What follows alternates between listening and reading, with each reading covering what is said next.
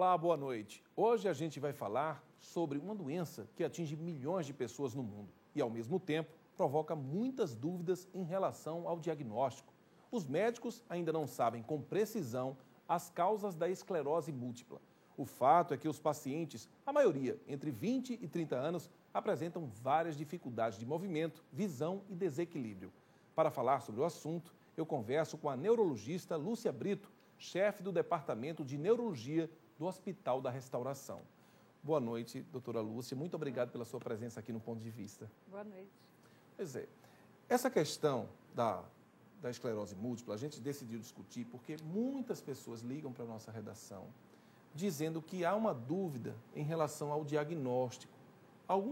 Alguns pacientes até dizem que os próprios médicos clínicos gerais têm dificuldade de identificar que a pessoa tem esse problema.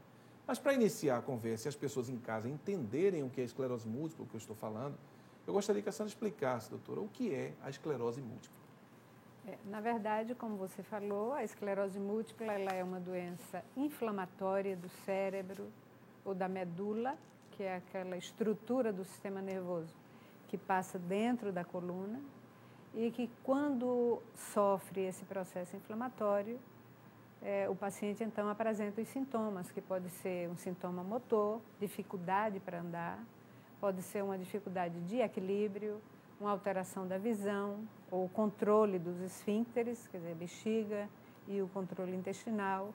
E isso pode acontecer com surtos e remissões, especialmente nessa faixa etária dos 20 aos 30 ou 40 anos, podendo ocorrer na infância e muito mais raramente no indivíduo acima de 40 anos. Pois é, quando a senhora falou os sintomas, eu imaginei que uma pessoa pode ter um sintoma desse, uma causa dessa, e não ser esclerose. Aí é o que eu achei que as pessoas dizem nas nossas conversas, é que aí que está a dificuldade, que pode confundir a esclerose múltipla com uma outra doença, um outro problema.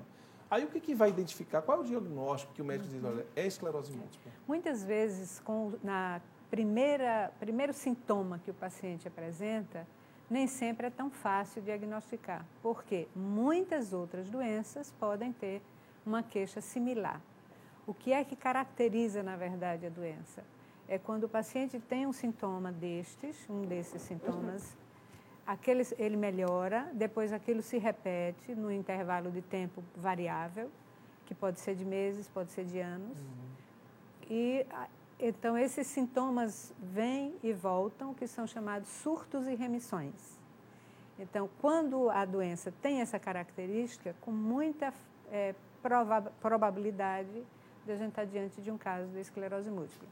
Quando o indivíduo se queixa de uma baixa de acuidade visual, da visão, que ele não está enxergando bem por um olho, e ele é muito jovem, a gente fica com um grau de suspeição muito alto, porque se ele fosse um indivíduo idoso, poderia ser uma isquemia do nervo da visão. Mas se ele é jovem, pode ser um processo inflamatório de tipo desmielinizante, que pode ser o primeiro sintoma da esclerose múltipla. Entendi. Muita gente confunde, quando se fala de esclerose, já levar para uma pessoa mais idosa. Isso. E a esclerose, como a senhora falou e eu disse no início, ela acomete pessoas jovens, entre 20 e 40 anos, como a senhora acrescentou. Quais as diferenças dessa esclerose múltipla que a gente está falando para as outras escleroses? A esclerose, como é conhecida, né, pelo público, é uma doença do indivíduo mais idoso, que ele vai tendo dificuldades de memorizar, muitas vezes ele desconhece determinados ambientes, desconhece determinados indivíduos que é do convívio dele. Então, ele vai perdendo a noção, às vezes, de espaço, e a memória é o mais comprometido. Mas, usualmente, são os indivíduos mais velhos, depois dos 50 anos, com uma probabilidade maior entre os 60 e 70 anos. Essa é a esclerose que todo mundo confunde quando escuta o termo esclerose múltipla, que é a doença do jovem. E o que provoca, doutora? Porque eu disse no início que os médicos também têm dificuldade para precisar aquele diagnóstico. O que provoca, de fato, a esclerose múltipla? São fatores ou um fator único? Na verdade, a esclerose múltipla ela é uma doença que tem um componente genético, não é hereditário, ela tem um componente genético. Então, o indivíduo nasce, ele pode ter uma carga genética que venha no futuro a desenvolver a doença. Depois ele tem que ter um desequilíbrio do sistema imunológico. Por alguma razão, aquele indivíduo, ele tem um sistema imunológico vulnerável. Então, 2 fatores, genético e imunológico. E depois um gatilho ambiental que faz com que a doença surja em qualquer idade da vida, especialmente nessa faixa etária. E existe, sim, pois não, pode concluir. Então, com esses 3 componentes, então a gente fala com muito mais precisão da etiologia da doença. O que a gente não conhece é o fator ambiental que desencadeia. É uma virose? É um trauma? O que é que acontece? Pois é, então, diante desse outro fator, o ambiental que a senhora falou, qualquer pessoa, qualquer um de nós podemos desenvolver a esclerose múltipla, né? Pode, desde que tenha essa carga genética e o sistema imunológico vulnerável. Agora, é uma doença que não tem cura? A esclerose múltipla é uma doença que tem tratamento de mais ou menos 20 anos para cá. É uma doença relativamente nova, quando a gente compara com outras doenças. Ela tem, de uns 20 anos para cá, começou então a surgir medicações para iniciar tratamento e com isso a gente consegue, de algum modo, controlar a evolução da doença. Tem pacientes que a doença é mais agressiva, tem pacientes que a doença é menos agressiva. Então, esses que têm a doença menos agressiva, a medicação controla perfeitamente, o paciente tem uma vida normal, uma vida de trabalho, de social, familiar, muito próxima da normalidade. Aqueles pacientes que têm a doença mais agressiva, esses, infelizmente, nem os tratamentos disponíveis têm uma ação tão importante quanto naquele outro grupo. Pois é, a senhora, como eu disse, é chefe do setor do HR de neurologia. Isso. Coordena também toda essa equipe, não é o centro de neurologia de lá do HR.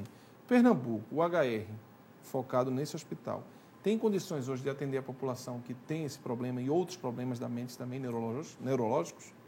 Veja, nós somos uma equipe relativamente grande para a estrutura do hospital, mas pequena para a população. Esse grupo de doenças, por exemplo, ele é de todo o estado, vem para o nosso serviço para a gente refinar o diagnóstico, porque também não existe neurologista na maioria das cidades do interior. Então, normalmente vem do clínico ou vem do oftalmologista, que o paciente apresenta uma queixa, ele não consegue definir um diagnóstico, então ele manda para que a gente possa apurar e definir da melhor forma possível com a parte clínica e os exames complementares para definir o diagnóstico. E a partir desse momento, então, iniciar o tratamento e o acompanhamento. Pois é, a senhora falou do tratamento aí e repetiu, mas assim, existe esse fator ambiental, o fator ambiental que a senhora se referiu, ele ainda não é conhecido, né, para o médico. Mas existe uma forma de viver que a gente possa dizer, olha, você fazendo isso, você corre um risco menor de ter uma doença como essa. Bom, existem algumas orientações que normalmente a gente repassa para o paciente. Primeiro, quando você define o diagnóstico, é iniciar tratamento medicamentoso. Tá. Depois que você, associada ao tratamento medicamentoso, o paciente tem que unir outros fatos, como, por exemplo, uma atividade física, uma atividade intelectual, algumas vezes necessário a fisioterapia, em alguns momentos, para alguns pacientes, é necessária a fonoaudiologia ou um apoio psicológico. Quer dizer, diante do paciente, a gente tenta traçar o que é que ele precisa e como ele vai seguir o tratamento, porque o tratamento não é só medicamentoso, né? Tem esses outros aspectos que a gente vai somando para dar uma qualidade de vida melhor ao paciente. Pois é, a senhora falou agora de um ponto que eu acho importante, eu acho que você em casa também deve estar curioso, em relação à questão de ocupar a mente, da leitura, de ter uma atividade. Muita gente vai vivendo mais hoje em dia e sente a necessidade de ter a mente, né, tranquila, bem, funcionando, com todas as memórias aí necessárias para levar uma vida saudável. Existe um segredo, doutor, uma fórmula da gente ter uma mente saudável? Segundo as pessoas que estudam muito esse lado, né, do envelhecimento, O que se aponta hoje como fatores de extrema importância é atividade física e atividade mental. Atividade mental sob todos os aspectos, mantendo uma vida social ativa, mantendo uma atividade intelectual, se possível se manter o mais tempo possível no trabalho produtivo, porque muitas vezes a pessoa se distancia do trabalho porque tem um problema, uma doença qualquer.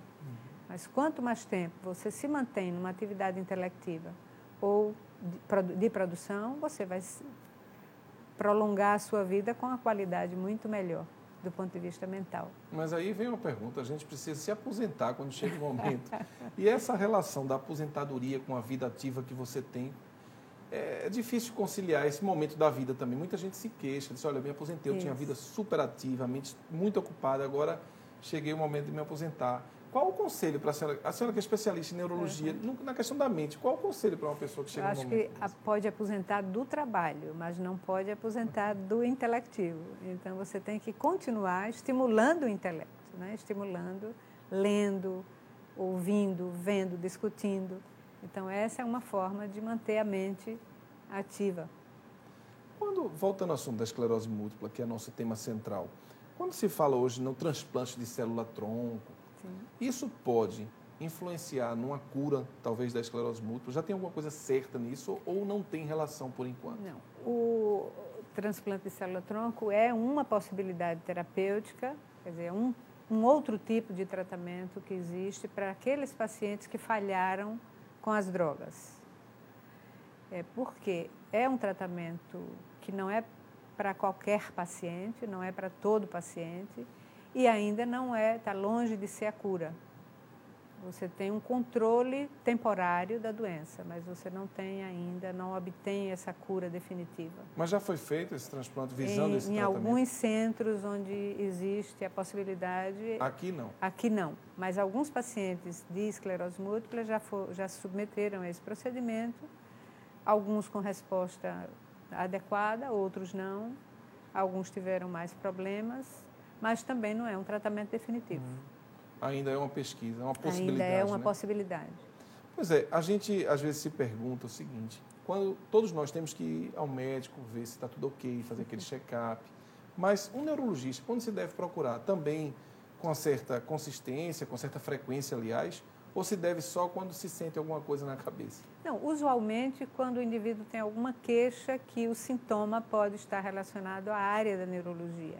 Então, por exemplo, é um desequilíbrio que não é por uma queixa do ouvido, não é? De algum sintoma que o indivíduo tenha no ouvido, uma dor, uma supuração, uma coisa dessa.